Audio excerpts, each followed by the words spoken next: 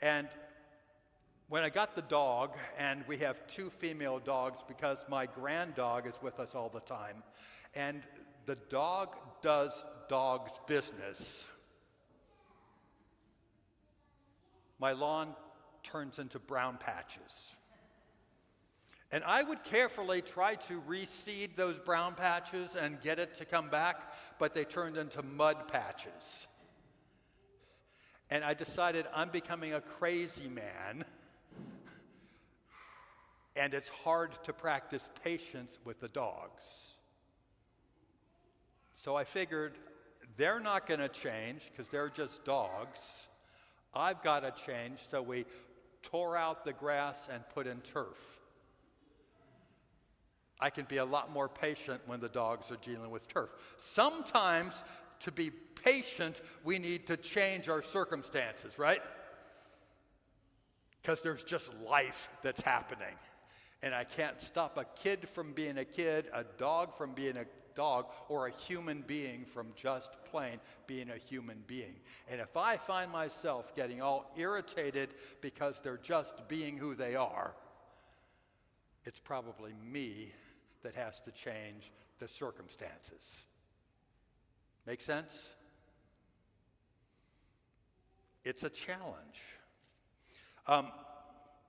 Now, what's interesting is patience is not just stopping the crazies. You know what I mean by crazies?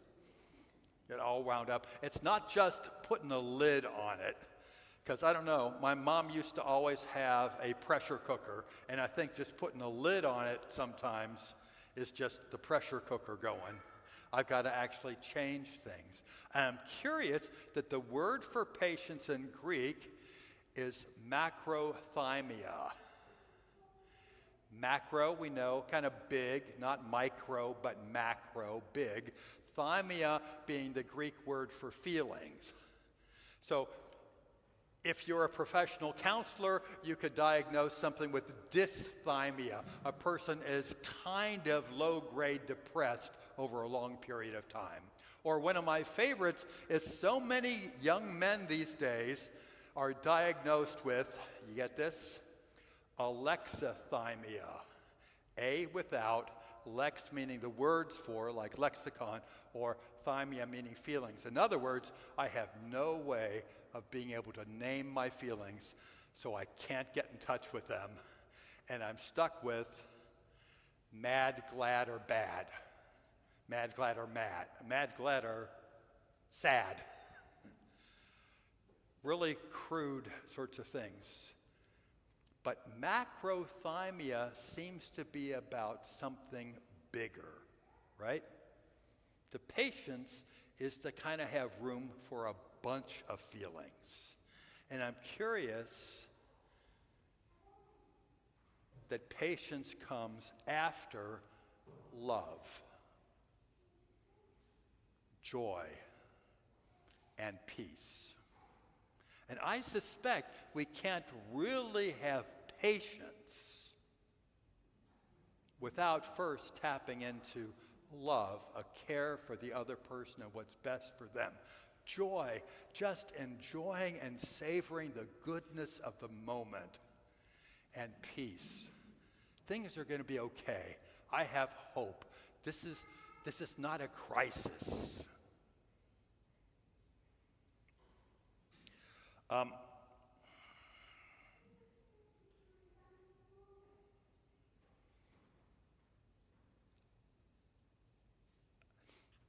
I remember boarding an airplane in Tel Aviv to fly back to Newark.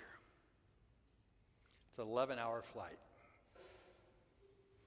And I don't know about you, but I'm always on my airline app looking at the seating map going, okay, who else is in my seat?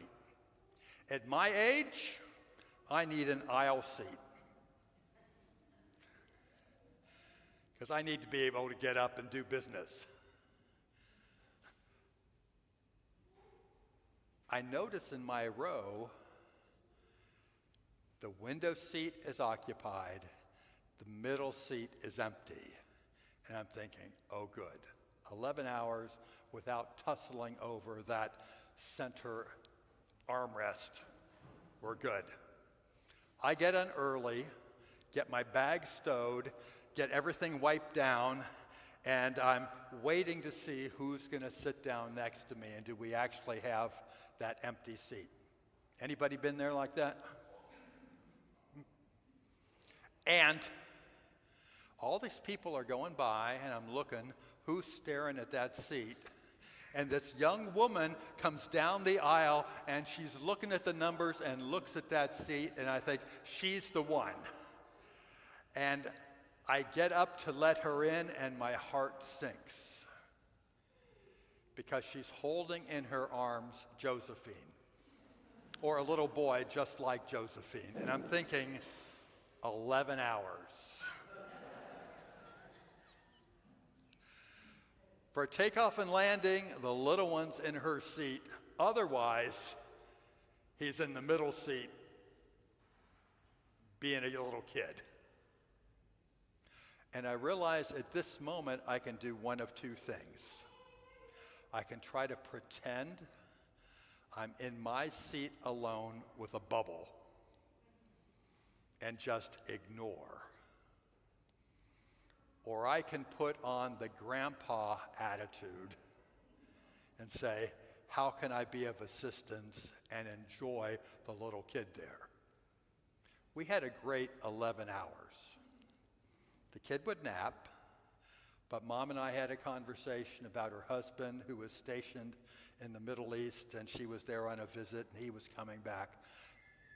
We had a visit, but what did it require? To have that patience meant had to have a relationship and had to access the love, joy, and peace so I could have patience. Patience isn't just about creating a cocoon, a bubble that makes me impervious to the world around. It helps me stay in touch, or to make room for other people to be people, just like I make room for a dog to be a dog.